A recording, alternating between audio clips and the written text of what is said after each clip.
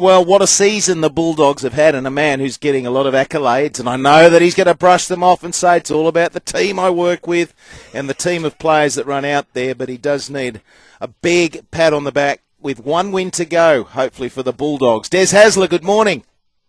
Morning, boys. How are you? Good, mate. You're very focused, mate. What are you working on this week? Those 1%ers that you can pull out of the bag.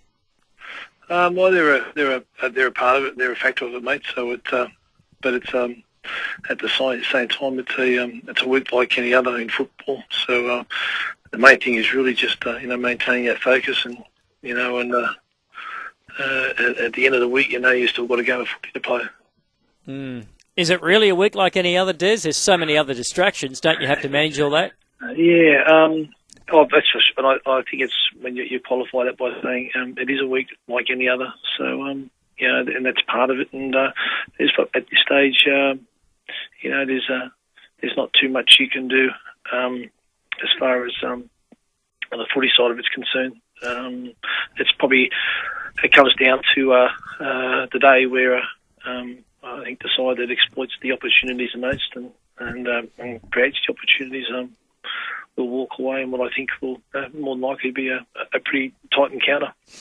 Des, you did that on the weekend, mate. 32-8 on the Rabbitohs. Was that a reflection of on the Rabbitohs? Probably not. There were factors in that game as well. I thought we were able to probably control our to make the most of our possession.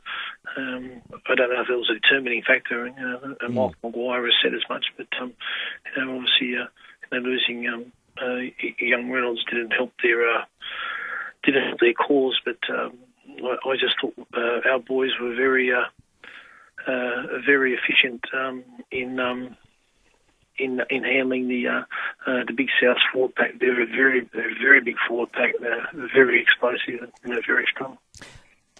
The Rabbitohs were on a roll early, their big men. They certainly had you on the back foot in those early stages for quite some time. Do you think Melbourne will come through the middle?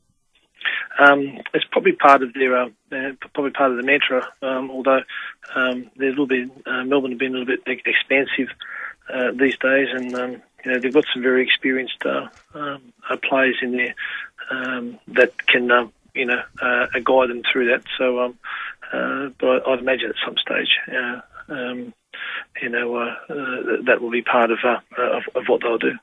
Des, you've mentioned straight up that it'll be dangerous to focus just on their big three players, that they've got strong players right across the board, and that's very much the focus. Can you sort of work through how you start to look at an opposition side? It's probably a bit hard in 5 minutes, but basically I think you've hit I think Melbourne have been playing very controlled football. They've been really limiting their errors. They're making the most of the possession that they have, and they're very clinical in the way they go about executing what they need to do. And in both games against South and Manly, they've slowly but surely strangled their opposition. But I think possession has had a lot to do with that. No doubt. Mate, there's probably not much you don't know about Melbourne and the way they play. They're a very structured team. Stopping them is a different matter. I mean, do you spend much time with your players telling them what to expect from Melbourne, or do they have to play what's in front of them? No, we've played Melbourne a couple of times this year, and we'll do what we'll need to do, and we'll focus on what they're good at and what to expect. Melbourne are always good for throwing in a googly, I think, or a wrong one, as they say.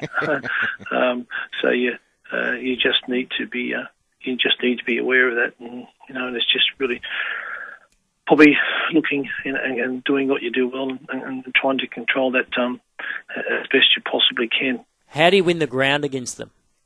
Sorry? How do you win the ground? How do you win the ruck against Melbourne?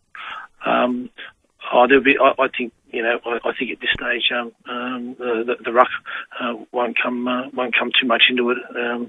But there's neither side wrestle, so it'll be a nice open game of football. That's tongue in cheek, mate. I was going to say, we did look at each other. I tell you what's been evident. Yes, mate. I've got a question here. I know where where your allegiance lies. Yes. You're proud of that, and you get that. But TK, where does TK's allegiance lie this week? I'm sticking with the doggies, mate. God bless you. Are you sure about that, TK? Absolutely. It's funny, Slats, because I had a friend in Victoria yesterday who heard Slats who heard TK on the radio down there, and he said he's sticking with Melbourne. So, well, that'd be right. That'd be right too, Desi. Desi, that blows in the wind, mate. That was broadcast only in Victoria, that one. Yeah. You thought it wouldn't come back up here. What are you saying about Victoria, TK? That feels like a very political comment there. very, very much so, mate. The Mexicans. Now. Gee, you again, man.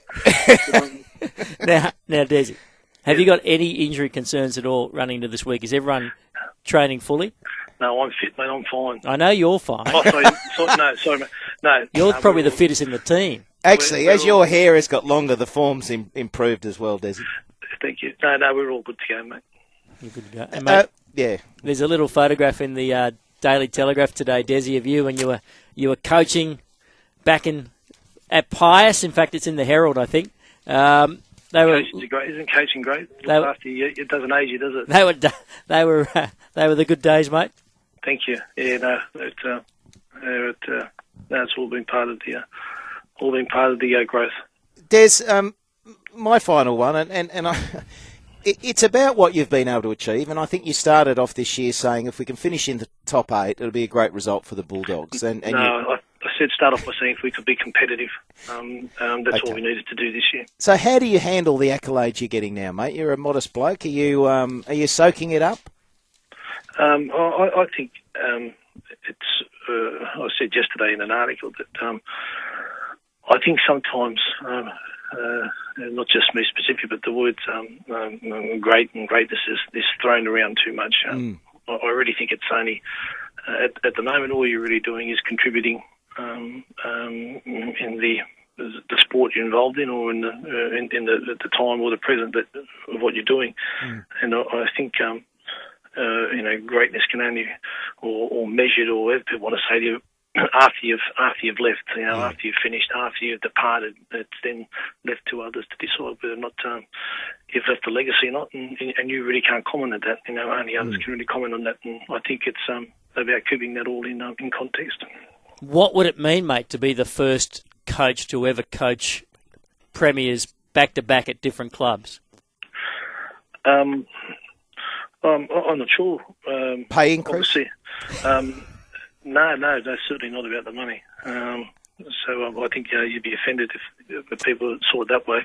I just think it's about being able to be involved in people's development and people's lives, and about making a difference to them. That's what I enjoy doing. Yeah, it's a great attitude. Mate, I'm just thinking of the Seagulls on the weekend. I know you've moved on from that. Were you surprised at their mistake error in that game? They would have been disappointed. Yeah. It was hard to watch. It was really hard to watch. So it might blur the gauge you've got of the Storm, although they're consistently good at this time of the year. Yeah, they're a good team, very good team, and I think that's why the bookies have got them favourites. And Desi, just the final one from me, mate.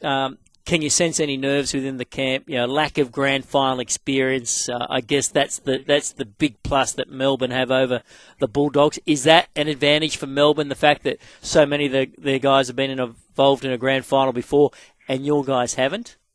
That's an interpretation, and it's all part of the hype, and all part of the comment on it. But it's how you manage it, and it's how you arrive on Sunday, and I guess that'll all happen 5:15 on Sunday. Good luck, Des. Thanks for your time this morning, Thank mate. you, Enjoy the week, mate. Have